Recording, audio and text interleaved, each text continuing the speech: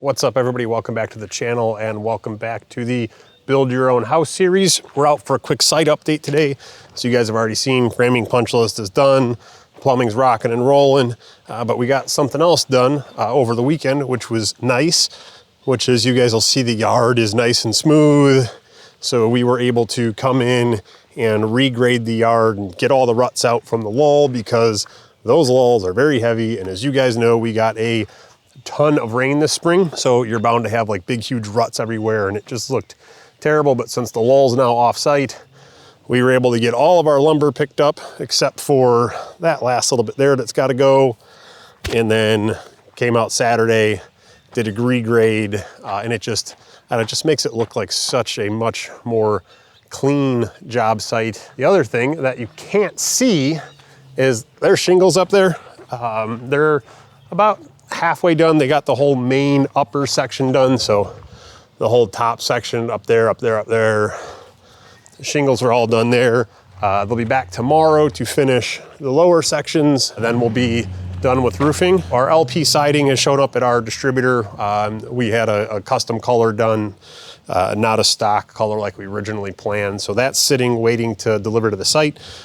So we should have a date here soon for when siding is going to begin install.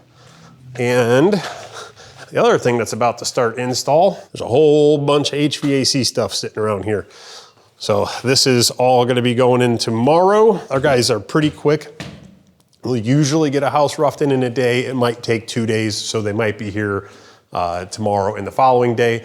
But they can start because our plumbing rough-in is all done. There's really nothing more to show you guys on plumbing. You kind of already saw where we were most of the way through it. Not a whole lot of excitement after that, right? Just the rest of the gas lines got done and our stub outs.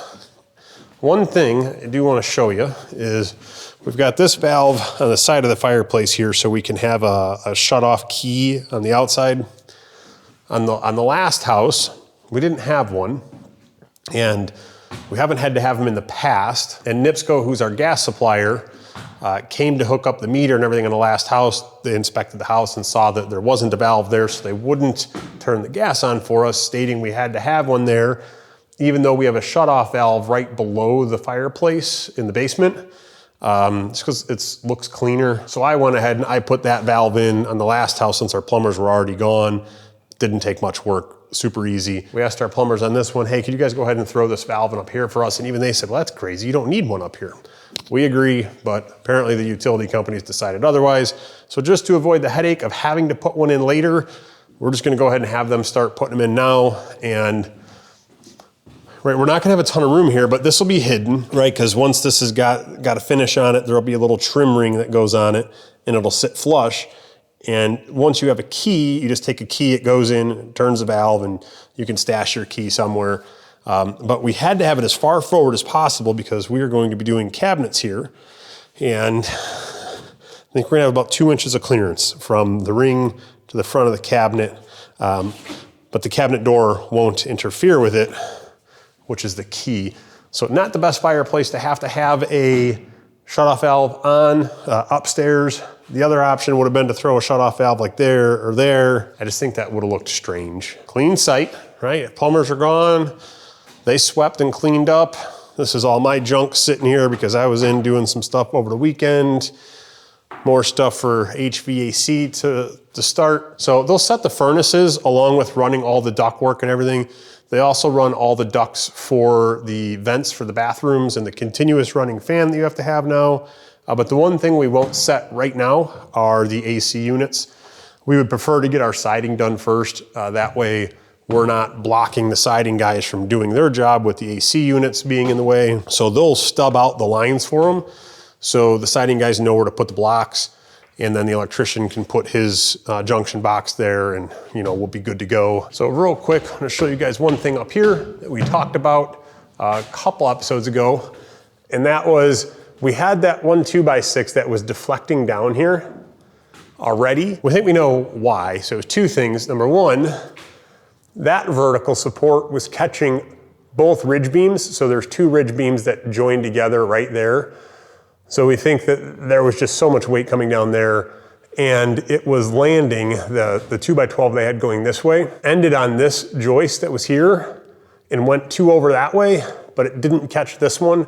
So since you don't have a support on the end there, realistically that one 2x6 was carrying probably 80% of the load. So we went a little overkill, built ourselves a triple 2x10, 2x6 T-brace up, and we had put these temporaries in so we could cut the original brace out, put all this in, and then put the new brace up. And we said there's no reason to get rid of the temporaries, right? It just, they're not in the way, they don't cause any issue, it just disperses the load a little bit better. So it worked out real well. And then what we ended up doing, just to be safe, is we doubled all of our 2x6s for where all of the other ones land.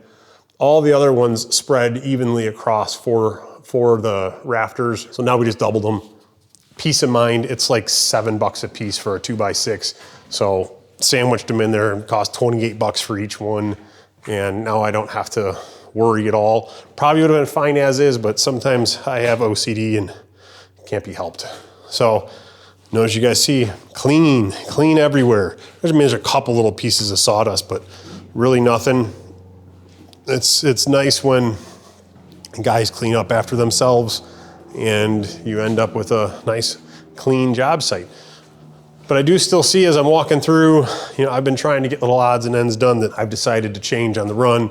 I've still got to frame that 9-inch kick out here and the 9-inch kick out there. I will be doing that this upcoming weekend. I was in Ohio today for meetings, and then I fly out tomorrow morning to Minnesota, and I will be back Friday afternoon from that. So my Saturday will be spent here doing some little odds and ends and catching up on things, and I'll be back to see how everybody did for the week. Boss lady will still be here keeping tabs on things and making sure things are going according to plan. So nothing too crazy to update you guys with today. As always, if you guys have any questions, throw them in the comments down below. We'll do what we can to get you an answer.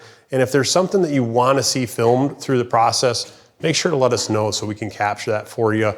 Do us a huge favor, hit the thumbs up, subscribe, and we'll see you on the next episode.